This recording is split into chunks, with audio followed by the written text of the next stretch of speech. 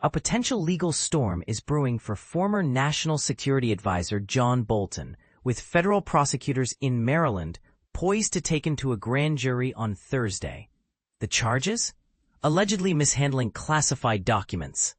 This development comes amidst a series of controversial indictments, including those of former FBI Director James Comey and New York Attorney General Letitia James, which critics argue are part of a campaign of retribution by President Donald Trump against his political adversaries.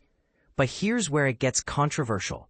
Bolton has been a target of Trump's wrath since his departure from the administration and the publication of his tell-all book. Federal agents conducted searches at Bolton's Maryland residence and Washington, D.C. office in August, related to allegations that he possessed classified information. Bolton, however, vehemently denies ever unlawfully removing classified materials from his government tenure and asserts that no such information was included in his 2019 memoir, The Room Where It Happened.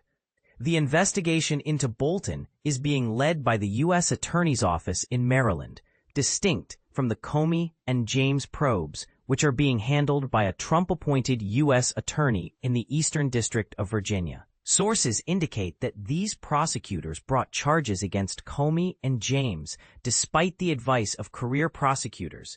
Comey, indicted on charges of lying to Congress, and James, charged with mortgage fraud, both deny any wrongdoing. Last month, a federal judge unsealed a redacted version of the affidavit used by prosecutors to justify their search of Bolton's home. The document primarily focused on allegations surrounding the publication of Bolton's book, which the first Trump administration unsuccessfully attempted to block. The federal judge overseeing the lawsuit against Bolton expressed serious concerns about the potential inclusion of highly classified information in his book, which could compromise national security.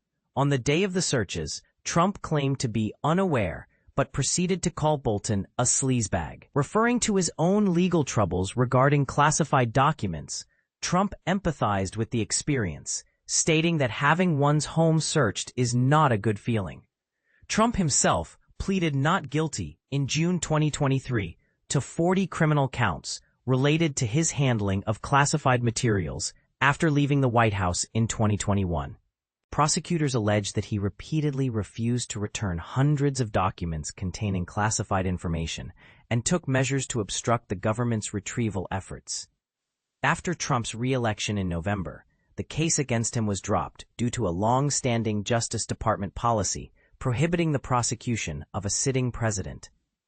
In a June 2022 interview with Fox News, Trump was asked about Bolton and responded, "He took classified information and published it during a presidency. It's one thing to write a book after, during. And I believe he's a criminal, and I believe, frankly, he should go to jail for that. And that possibly will happen. That's what should happen."